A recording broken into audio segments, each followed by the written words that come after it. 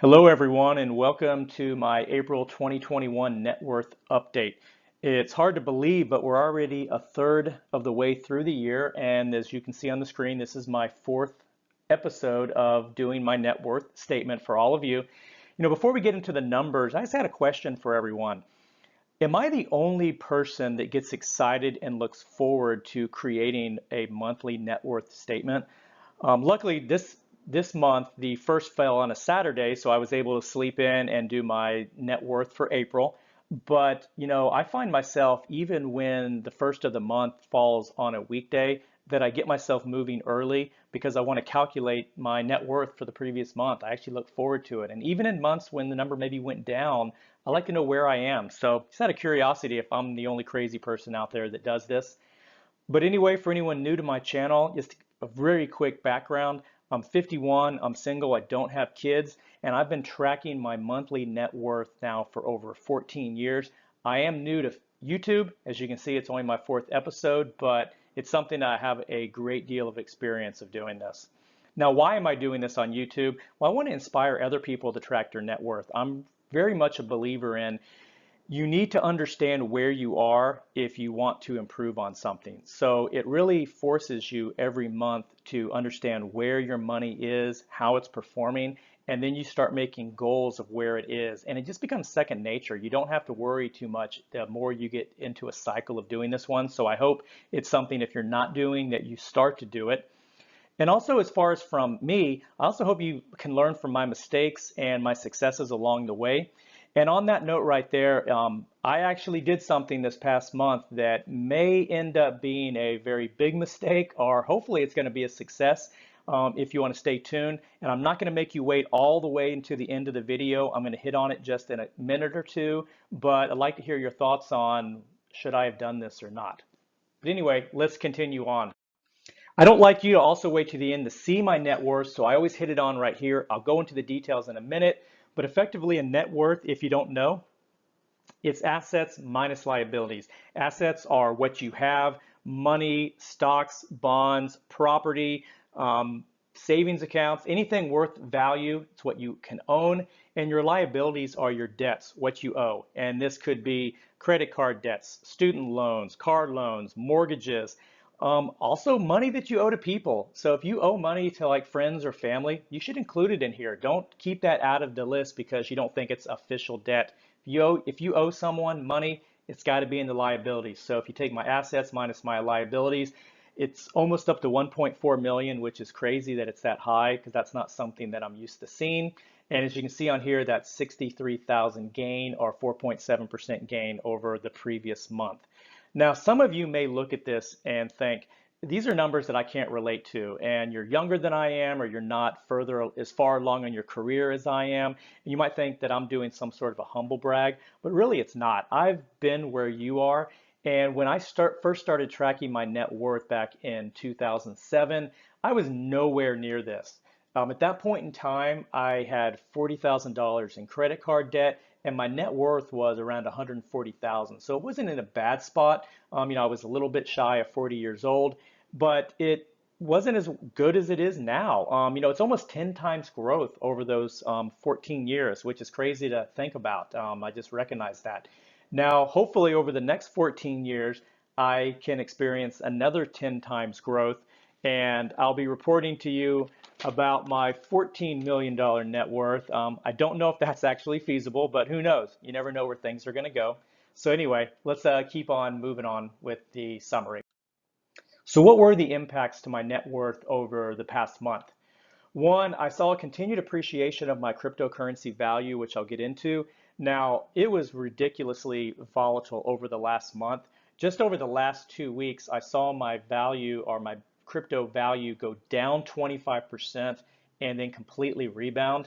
And if that's something that you ever get into, cryptocurrency, it's something that you have to be able to accept big swings because that just seems to be the nature of it. And on a side note, I know that a lot of these personal finance channels about net worth rarely talk about cryptocurrency. If any of you want me to go more in depth on this one, I'm more than happy to do a video just about my I guess, experience with cryptocurrency and why or how I think it can be worthwhile for someone and not worthwhile for other people. But let me know. I know that this is not a crypto channel and I don't want it to be, but I'm more than happy if any of y'all are interested in hearing more about it.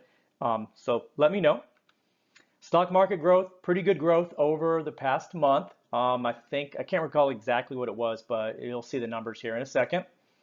I also did a lot of progress on my property tax sinking fund. So I live in a state that has a high annual property tax. So I usually pay about $8,000 a year to the government. And I've saved up about 60% of that. And that's going to be due at the end of the year. But I want to get this paid off as soon as possible so I don't have to worry about it.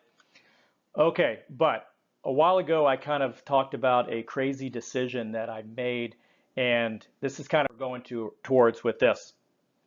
So, I made a risky investment decision. As I've already mentioned, I am very bullish on the future of cryptocurrency. In fact, it makes up about 25% of my net worth. Probably about 4 to 5% of that is cash that I've put into it, and the rest is appreciation. And I wanted more exposure to it. So in my retirement funds, I don't really have the ability to put it into cryptocurrency. That's not easy to do. There are some stocks that you can do to get some exposure, but I wanted to have more. So what I did was I took out a 401k loan for $30,000 that a lot of people would probably say this is stupid, crazy, I shouldn't have done it, but I want to explain why I did this and what my plans are for it. So real quick though, what is a 401k for people that are not Americans or maybe you haven't started saving for retirement yet? I won't go into detail, but it's a tax deferred retirement plan. It's usually through your job and it's comprised of you put money into it and your employer may add funds to it as well. And normally you invest it in stocks and bonds. So it's on the stock market through there. And what is a loan for it? So a loan is effectively, it's money that you're taking out of your 401k balance and you're giving it to yourself. It's in the past, it used to be more if you had a hardship, you had some situation going on in your life that you needed the money for, and you had to claim that that was the purpose of it. Now I think they just don't even ask that question. If you need the money, you can take it out.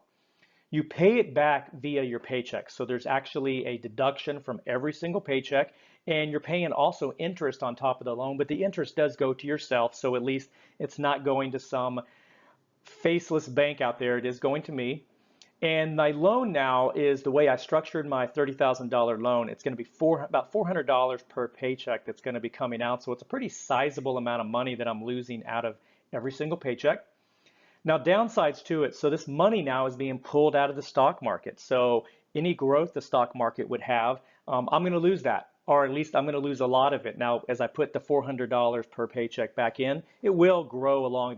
That amount will grow, but I could see some loss on this one. And then finally, if you lose or leave your job, there are consequences. So what'll happen is that you're basically going to be faced with a situation if you take out a loan. You'll either need to pay it back almost immediately or soon thereafter, or you will face tax penalties, penalties, and you'll have to pay income tax on that money. So it's something that you have to be very cautious about and make sure you're fully aware of what you're doing. And normally what people talk about when it comes to these loans, you want to make sure you're doing this for a good reason. So you don't want to take out a loan and then go use it on a vacation because you're really harming your future self to do this. And also you want to be cautious about, some people take out a loan and they do something like they build a pool.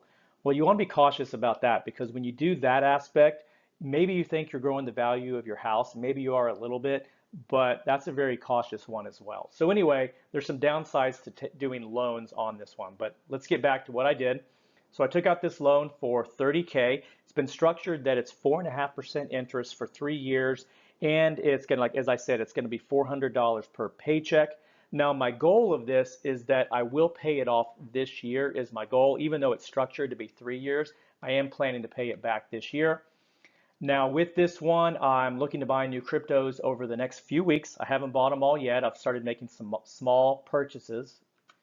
And so the big risk I'm taking is, will my crypto buys outperform the stock market? If they don't, and the cryptocurrencies just fall in value, then I made a really bad mistake on here. Now, for any reason I lost my job, I am prepared to sell the cryptocurrencies even at a loss to pay it off. So I don't expect to have any sort of tax penalties with doing this one. Anyway, what do y'all think? Am I a little crazy in this? It's probably not something that a lot of the conservative personal finance group would do, but it's something to think about for the future. So anyway, let's get right into the net worth statement right here. Checking in savings, it is up pretty high this year, and that is the balance of that loan. So I took that loan out of retirement, and right now it's sitting in my checking account, but it will be moved out of here. But it is abnormally high right now because of that $30,000 that I borrowed. My retirement account was pretty much even for the month, mainly because I took out that 30,000. Cryptocurrency up 12% for the year, so closing in on 400,000. My home and car remained those the same value. So overall, my net assets went up by 4% for the month. Liabilities went down slightly. Credit cards balance was a little bit lower this month, and my mortgage went down by the normal amount. So about 162,000 in liabilities. So rounding net worth, as I've already said, is around 1.4 million or 4.7 over the previous month. So what are my goals? I do this every month and where I stand on this one. So my solid goals that I'm absolutely going to do, I'm going to max out my 401k contributions, which altogether comes to about 26,000 for the year. I'm on target for this one. I'm just slowly going to be doing this out of every paycheck, so I won't actually hit these amounts until late December. Aspirational goals. I want to pivot to a 401k Roth. If you don't know, a 401k Roth is where normally 401ks are tax deferred. 401ks, you're paying tax on this money because of where I've been asked a few times, why am I doing this? Well, because of where my tax bracket is right now, how much I pay in income tax, I'm right on the edge of where people say you should or should not be doing a 401k Roth. So what I'm trying to do is just put a little bit more money into a 401k Roth. I don't plan to move all of my 401k into a Roth. I'm just trying to increase it. So every month I kind of bump up my contributions to the Roth by 1 or 2%. And then I lower my traditional 401k contributions by the same. So anyway, I'm still on track of doing this one. I'm probably going to do it a few more times this year. The downside of doing this, every time you move more to a Roth, my take-home paycheck goes down by a little bit. Other aspirational goals I'm working on, as I said, I am adding to my cryptocurrency balance because I took out that loan, so I'll be knocking this one down in the next month. And then the new one down at the bottom, which I didn't have before, it's my 401k loan that I took off. So it's aspirational now that I will be paying it back this year. So we'll see if I can meet that goal or not. Finally, a look ahead to May. I am fortunate enough that I work for a company that I'm allowed to sell some of my vacation time or my PTO, my paid time off, back to them. So I'm going to be selling almost the equivalent of a paycheck this month. So I'm going to be getting about 75 to 80% of a normal paycheck. I'll be getting that in form of an extra check. So that'll be nice. That'll help me then also complete my next one, my annual property tax sinking fund. So by taking the money from that paycheck, that extra paycheck, I'm going to pay that off, and it's going to be such a great feeling to get that behind me. And then finally, I have 2 abnormal expenses this month. I attempt to do my home insurance, pay it off in one payment. So I'm looking to pay that off this month. And also I'm doing my annual income tax this month, and I think I'm going to owe a little bit. So hopefully not, but I haven't calculated it fully yet. And I'll be doing that this month as well. Well, anyway, if you're still here, thank you very much. I get a lot of great feedback from y'all, and it really does inspire me. So if there's anything that I've talked about that you would like me to do a video more in depth, or just ask me a question down in the comments below. I try to respond to every comment the day it's made, and just really enjoy being a part of this community. And I look forward to hearing from you and making more videos in the near future. So I hope you have a great day.